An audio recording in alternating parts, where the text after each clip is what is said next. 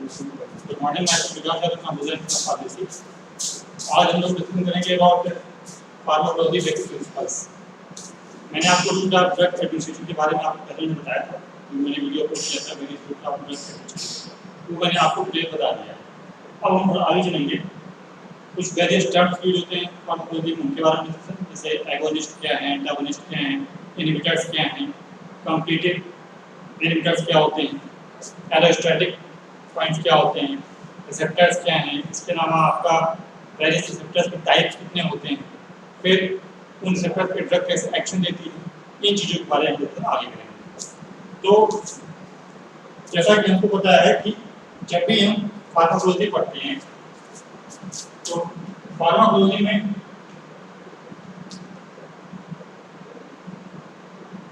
Basically हम देखते हैं effect of drug on body, कि जो ड्रग है उसने हमारी बॉडी में क्या रिस्पॉन्स दिया, उसकी थेरेप्यूटिक इफेक्ट क्या है, उसका LD50 क्या है, ED50 क्या है, कॉन्ट्राइंडिकेशन कब कब नहीं दिया जाता है, इन चीज़ों के बारे में। It means pharmacology is the study of drug. कोई भी मेडिसिन हमारी बॉडी के साथ क्या क्या करती है, उन सबकी detail study is known as pharmacology. अब जब भी हम फार्माकोलॉजी की स्टडी करते हैं तो साथ में दो चीजें और आती हैं, टॉक्सिकोलॉजी।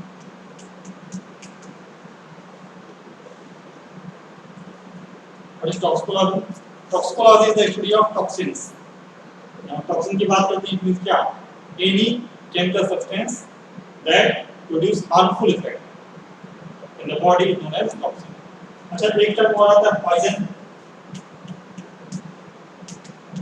एक टर्म आता है पॉइजन, एक टर्म आता है टॉक्सिन। इनके अंदर क्या है, एक चीज है पॉइजन और एक चीज है टॉक्सिन, दोनों में क्या डिफरेंस है? Poison is the any chemical substance, poison is any chemical substance, synthetic version, इनको हमने लैब में बनाया है, synthetic version, which produce harmful effect to the body is known as poison. Any synthetic chemical that produce harmful effect to the body is known as poison. कोई भी synthetic chemical जो body में harmful effect create कर रहा है, that is known as poison. And what is toxin? Toxin is also produce harmful effect, toxin is also produce harmful effect, but toxin is not synthetic version. Basically हम toxin में ऐसे chemicals को लेते हैं which is the biological version, जिनकी biological version किसी plant या किसी एनिमल के शरीर में बनने वाले ऐसे प्रोडक्ट जो किसी अदर एनिमल या अदर ऑर्गेनिज्म के लिए हार्मफुल हो, that is known as toxin. It means toxin are the substance that are biological origin and produce harmful effect to the body, known as toxins.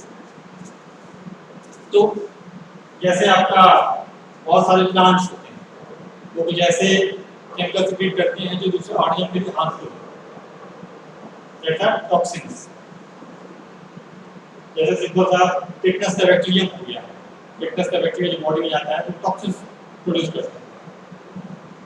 Poison is any chemical substance, synthetic version, that produce harmful effect to the body, is known as poison. लेकिन कुछ scientist ये कहते हैं कि कोई भी drug किसी भी बायोलॉजिकल मॉलिक्यूल का एज ए ड्रग बिहेव करना and as a poison behave करना, it's depend on their dosing. कोई भी सब्सटेंस का एक डिफिनिट अमाउंट, एक specific amount can be work as a drug, but overdosing may create harmful effect that can be considered as a poison. ऐसा कोई भी drug है, अगर आप उसकी बहुत ओवरडोजिंग ले लेंगे तो पॉइजन हो सकता है, लेकिन ये लिमिटेड अमाउंट में लेंगे that will be a drug. It means मोटा मोटा आइडिया क्या, pharmacology is the study of drug. कोई भी ड्रग जो आपने अपनी बॉडी में लिया, उसने आपकी बॉडी में क्या रिस्पांस दिया, उसकी स्टडी को क्या कहते हैं, pharmacology. Toxicology is the study of toxins, toxicology is the study of toxin. And what is poison? Poison is any chemical substance that produce harmful effect to our body.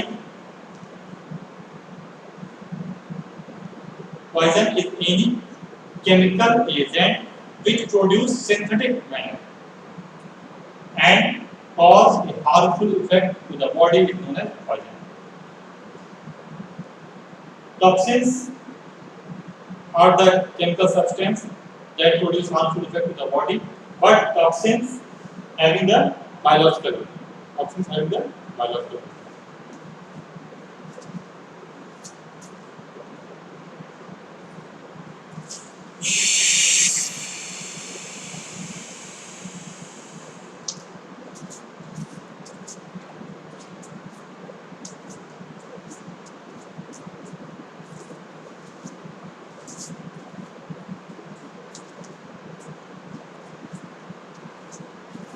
अब जैसे कोई भी आपका केमिकल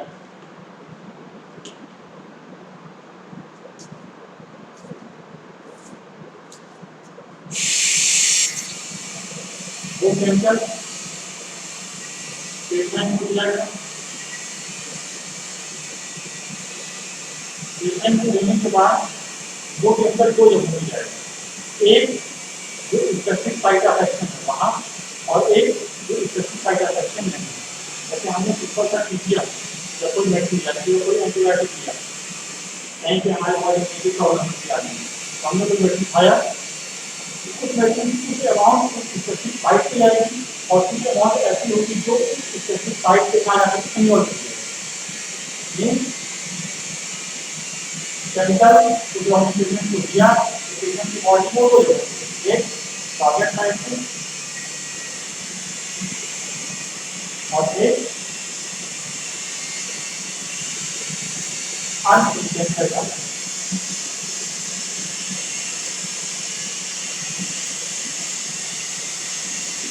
जब वो टारगेट साइट पे आएगी तो क्या रहेगी? Therapeutic effect. और जब अनइंटेंडेड टारगेट पे जाएगी तो क्या देगी?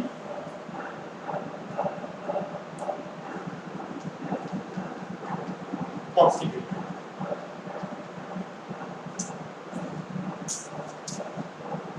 तो उसका टारगेट साइट पे जाना इस फार्माकोकाइनेटिक।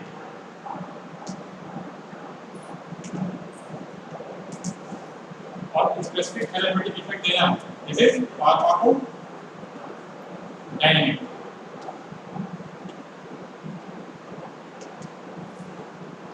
Means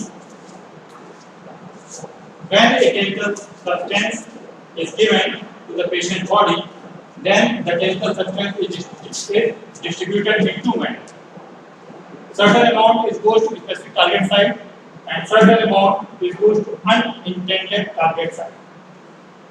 जैसे आपकी बॉडी में कहीं पे कोई किसी ऑर्गन में कहीं पे प्रॉब्लम हुई, आपने मेडिसिन को लिया, मींस आपने 100 ml मेडिसिन लिया, उस मेडिसिन का कुछ अमाउंट स्पेसिफिक साइट पे जाएगा, लेकिन कुछ अमाउंट ऐसा भी होगा जो अदर बॉडी पार्ट में डिस्ट्रीब्यूट हो जाएगा।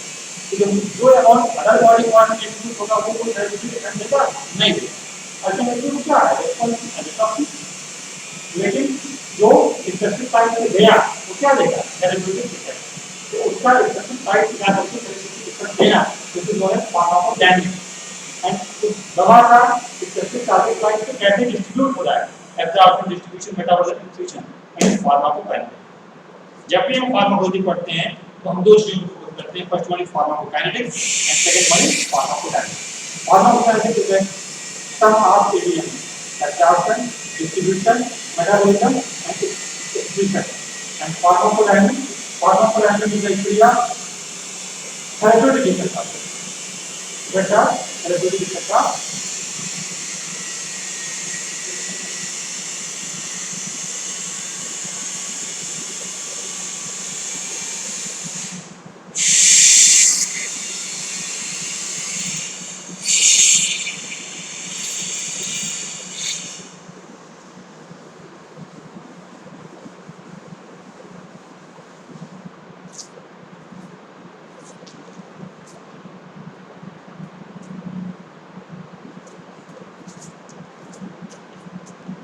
अब एक स्पेसिफिक टर्म है फार्माकोजेनोमिक्स।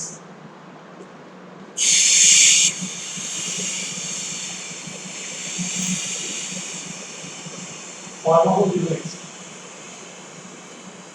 फार्माकोकाइनेटिक्स क्या है? तो हम देखते हैं एक ही मेडिसिन को अगर हम 100 पेशेंट को दें तो 100 के 100 पेशेंट में रिस्पांस आ रहा है। अगर हम एक ही मेडिसिन को 100 पेशेंट को दें तो हम देखते हैं कि 100 पेशेंट में एक ही टाइप का रिस्पांस नहीं आ रहा है। किसी में रिस्पांस बहुत ज़्यादा है, किसी में रिस्पांस कम है, किसी में एलर्जी क्रिएट कर दे रहा है, किसी में ज़्यादा साइड इफेक्ट आ रहे हैं। यानी रिस्पांस आना ड्रग के नेचर पर तो डिपेंड कर ही रहा है, साथ ही साथ स्पेसिफिक पर्सन का स्पेसिफिक जो जेनेटिक स्ट्रक्चर है उस पर भी डिपेंड करता है।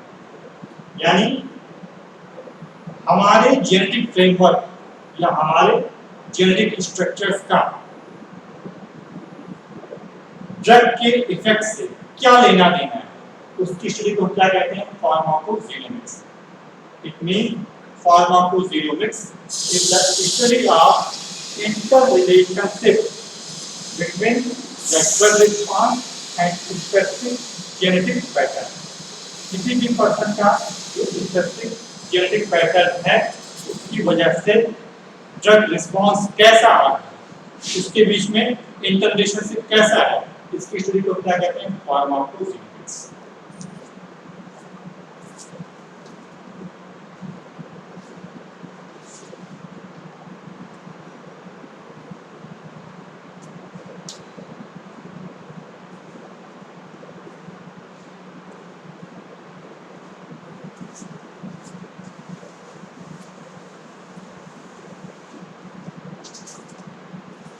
अब एक चीज जो हम बहुत पहले से आपको बताते आ रहे हैं, फार्माकोकाइनेटिक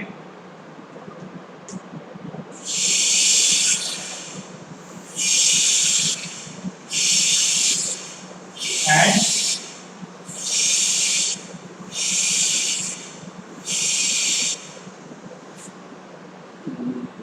फार्माकोडायनेमिक्स। फार्माकोकाइनेटिक का मतलब क्या हुआ? फार्माकोकाइनेटिक का मतलब हो गया effect of body on drug.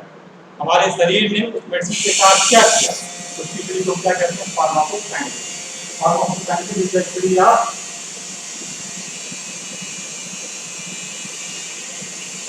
Effect of body on drug. इसमें क्या करते हैं?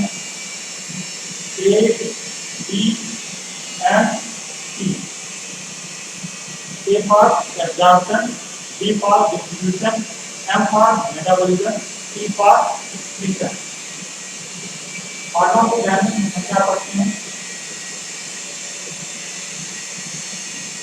Effect of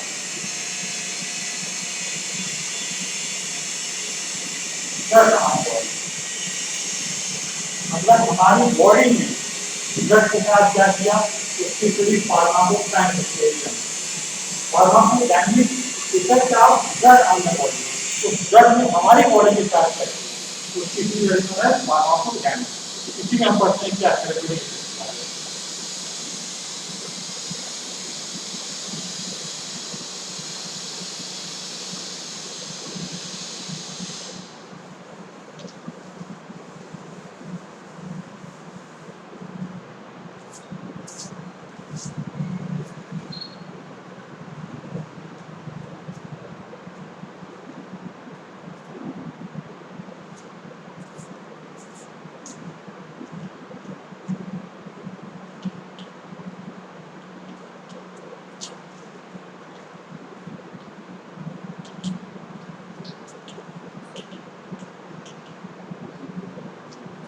pharmacodynamic principles.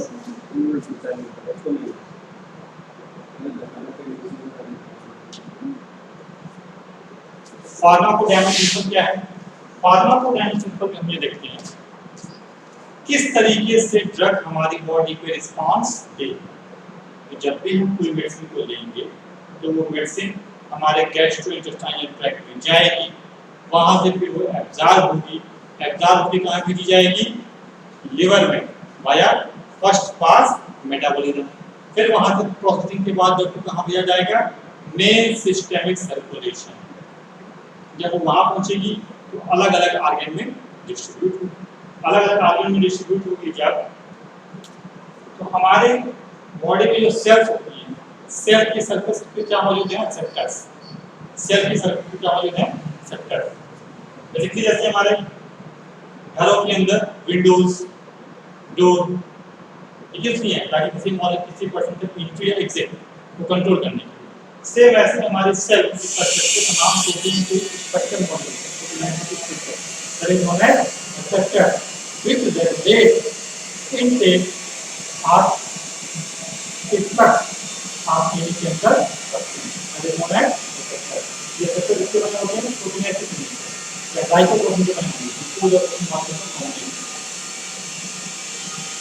तो जब भी आप कोई मेडिसिन लेते हैं तो मेडिसिन जाएगी रिसेप्टर से जुड़ेगी एक कॉम्प्लेक्स बनाएगी which facilitates movement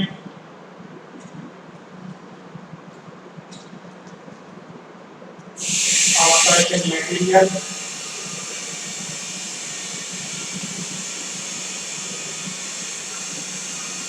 across the membrane or activate or inhibit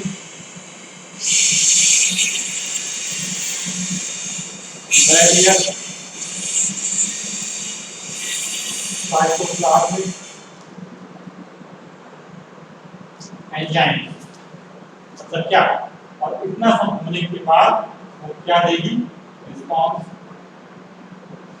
इसका क्या मतलब इसका ये होगा कि जब भी आपने किसी ड्रग को लिया तो वो ड्रग आपकी बॉडी में गई, स्पेसिफिक सेल के पास पहुंची और सेल की सरफेस पे मौजूद रिसेप्टर से बाइंड की और क्या बना दी? कॉम्प्लेक्स। जब वो कॉम्प्लेक्स बनाई तो उस कॉम्प्लेक्स ने क्या किया? Facilitate movement of certain material across the membrane. उस कॉम्प्लेक्स को ये हो सकता है किसी मॉलिक्यूल का मूवमेंट अंदर की तरफ बढ़ जाए या ये भी हो सकता है किसी मॉलिक्यूल का इफ्लक्स बाहर की तरफ मूवमेंट बढ़ जाए और एक्टिवेट या एक्टिवेट कर रही है और इनहिबिट या कम कर दे रही है किस चीज को?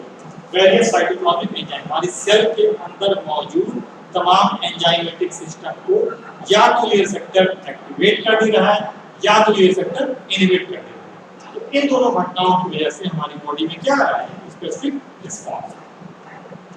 This is pharmacodynamic principle. अब जब हम इसकी बात करते हैं तो हमें ये ध्यान देना होगा कि ड्रग मॉलिक्यूल हमारे रिसेप्टर को एक्टिवेट कर रहा है या हमारे रिसेप्टर को इनहिबिट कर रहा है। तो यहीं से आपको कॉन्सेप्ट आता है किसका? Agonist and antagonist.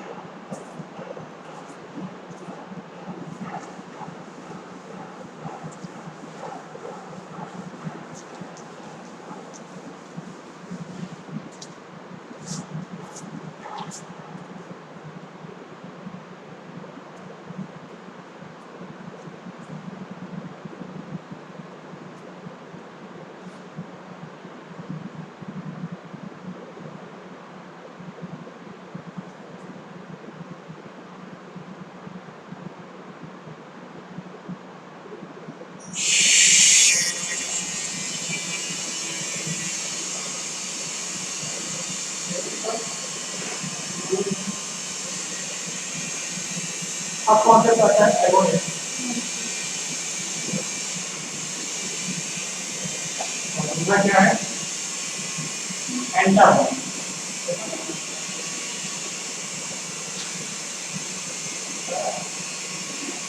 एगोनिस्ट क्या है? Agonist are the molecule which activate the receptor system for its normal function.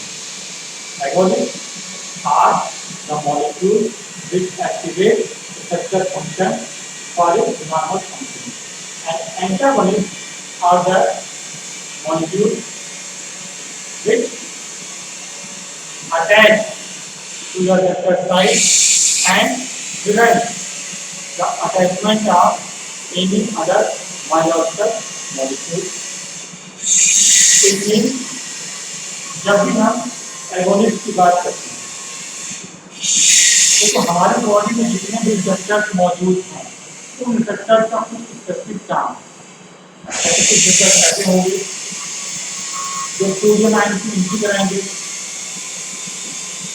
कुछ रिसेप्टर ऐसे होंगे जो पोटेशियम आयन को बाहर निकलवाएंगे, कुछ रिसेप्टर ऐसे होंगे जो क्लोराइड आयन की एंट्री कराएंगे। तो एगोनिस्ट ऐसे बायोमॉलिक्यूल्स होते हैं जो रिसेप्टर की नॉर्मल फंक्शनिंग को प्रमोट करते हैं। जैसे हमारी बॉडी में सपोज कोई, जैसे एक सेल, सेल की सरफेस पे ये एक रिसेप्टर मौजूद है। मान लिया ये हमारी सेल है और सेल की सरफेस पे ये एक रिसेप्टर मौजूद है। ठीक, मान लो इस रिसेप्टर से कोई इंडोजिनस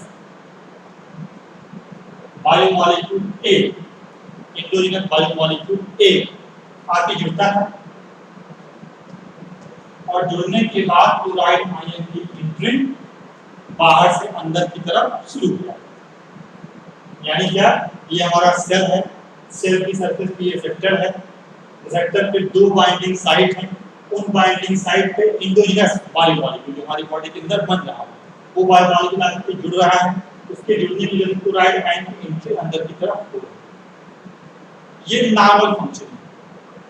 अब किसी वजह से हमारी बॉडी में ए बनना कम हो गया या ए बनना बंद हो गया। अब हमने बाहर से एक मेडिसिन लिया डी, हमने बाहर से एक मेडिसिन लिया D. D is not indigenous version, D हमारी बॉडी के अंदर नहीं बन रहा है, हमने उसके बाहर से, जो हमने बाहर से लिया डी वो डी आता है और वो ए वाली जगह से जुड़ जाता है और जुड़ने के बाद उसी एक्शन को प्रमोट करता है जो एक्शन ए की वजह से। उस कंडीशन में हम कहेंगे D is the agonist, D is the agonist of ए।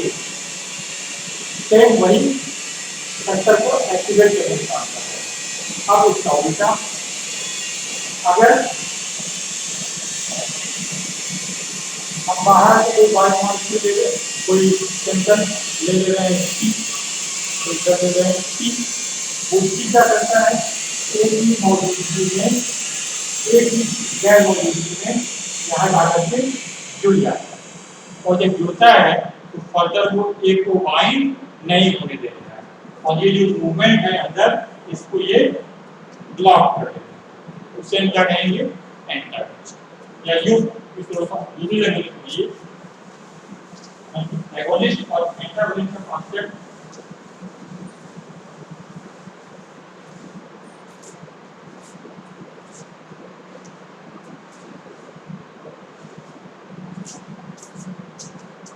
जैसे ये आपकी सेल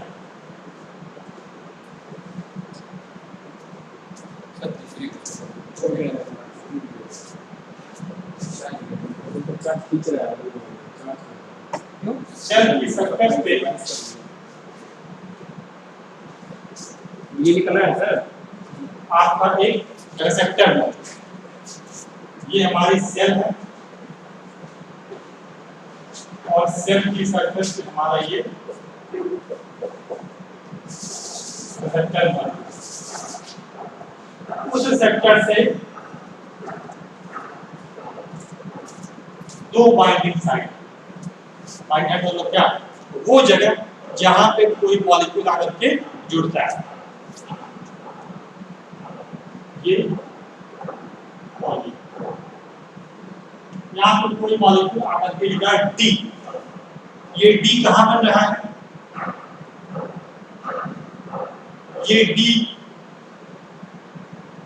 बन रहा है हमारे शरीर के अंदर। ये डी कहाँ बन रहा है, ये डी बन रहा है हमारे बॉडी के अंदर, यानी इसकी ओरिजिन कैसी है, इंडोजिनस ओरिजिन। कैसी है, indigenous origin, not exogenous. Exogenous मतलब क्या, बाहर नहीं बन रहा है। इंडोजिनस मतलब क्या कि ये जो डी मॉलिक्यूल है वो हमारी बॉडी के अंदर ही बन रहा है, एक बायो मॉलिक्यूल जो हमारी बॉडी के अंदर ही बन रहा है। कोई हार्मोन हो गया, इंसुलिन हो गया, कोई एंजाइम हो गया, कुछ भी है। तो जब यह आकर के इससे जुड़ा तो इसने इसके जुड़ने की वजह से ये जो पैसेज था डायलेट कर दिया, डायलेट कर दिया तो बाहर से अंदर की तरफ क्लोराइड आयन आने लगे, बाहर से अंदर की तरफ क्लोराइड आयन आने लगे। ये क्या है? नार्मल। मतलब ये हमारी cell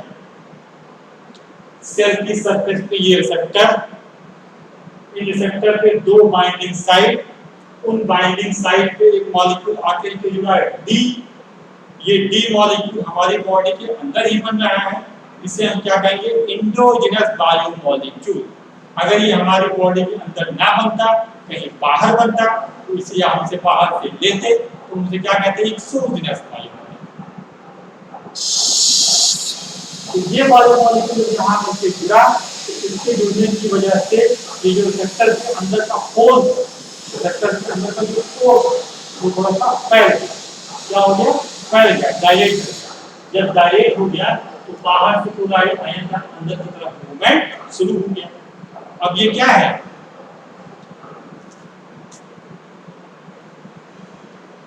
influx of chloride, influx. इसने ये काम किया, ये नॉर्मल फंक्शन, ये नॉर्मल फंक्शनिंग है रिसेप्टर की उस इंडिजिनस बायोमॉलिक्यूल के प्रति जो हमारी बॉडी के अंदर। अब किसी वजह से मान लो या आपके शरीर में कोई बीमारी होगी, बीमारी होने की वजह से ये डी मॉलिक्यूल बनना कम हो गया या डी मॉलिक्यूल बनना बंद हो गया। तो जब नहीं बनेगा या कम बनेगा तो उस केस में क्या होगा? उस केस में होगा ये आपकी जो बाइंडिंग साइट है, वो बाइंडिंग साइट पे डी आकर के नहीं जुड़ेगा, तो बन ही नहीं रहा है। तो जब डी आकर के नहीं जुड़ेगा तो उस केस में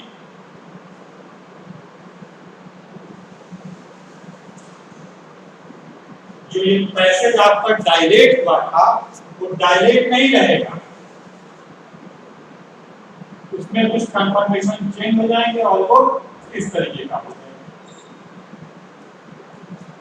जब इस तरीके का हो जाएगा तो क्या क्लोराइड आयन की एंट्री होगी? नहीं, chloride ion not enter, chloride ion not enter. अब अगर क्लोराइड आयन की एंट्री नहीं होगी, हम क्लोराइड आयन एज एग्जांपल ले रहे हैं, ऐसा स्पेसिफिक नहीं है। क्लोराइड आयन क्या है? एक एग्जांपल पर। अब क्लोराइड आयन सेल के अंदर एंट्री नहीं करेगी तो हो सकता हो कि हमारे सेल की नॉर्मल फंक्शनिंग डिस्टर्ब हो जाए। तो जब हमारे, क्योंकि भाई नॉर्मल टाइम में क्लोराइड आयन एंट्री कर रहा था, क्यों? क्योंकि डी इंडिजिनस मॉलिक्यूल आके जुड़ रहा था, लेकिन यहाँ पे डी मॉलिक्यूल नहीं बन रहा है, क्लोराइड आयन की एंट्री नहीं हो रही है। जब एंट्री नहीं होगी तो क्या हमारी सेल नॉर्मल काम करेगी? नहीं करेगी। तो हमारी बॉडी के अंदर क्या पैदा हो जाएगी? बीमारी। क्या पैदा हो जाएगी? डिजीज। अब उस कंडीशन में हमने डिजीज को क्योर करने के लिए बाहर से कोई दवा ली, हमने डिजीज को क्योर करने के लिए बाहर से कोई मेडिसिन लिया, बाहर से कोई मेडिसिन लिया ए जो हमने बाहर से मेडिसिन लिया तो वो मेडिसिन ए आई और यहाँ जो बाइंडिंग साइट्स है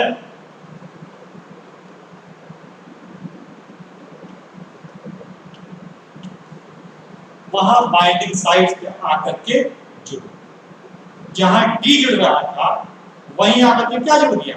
ए। जब ये ए जुड़ गया तो ए के जुड़ते ही कन्फर्मेशन चेंज हुआ, मतलब रिसेप्टर का 3 डायमेंशनल स्ट्रक्चर चेंज हुआ।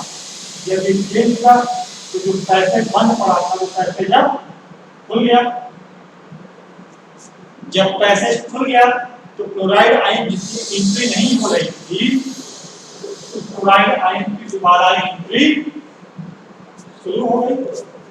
जब दोबारा एंट्री शुरू हो गई तो हमारी सेल की जो नॉर्मल फंक्शनिंग चल रही थी, जो किसी वजह से बीच में बंद हो गई थी, वो अब दोबारा शुरू हो गई। तो हमारी बॉडी की जो डिजीज की कंडीशन होती है वो धीरे धीरे इलिमिनेट हो जाएगी। तो उस कंडीशन में हम क्या कहेंगे, ये जो ए मॉलिक्यूल है agonist to this receptor, a molecule is agonist to this receptor. Clear?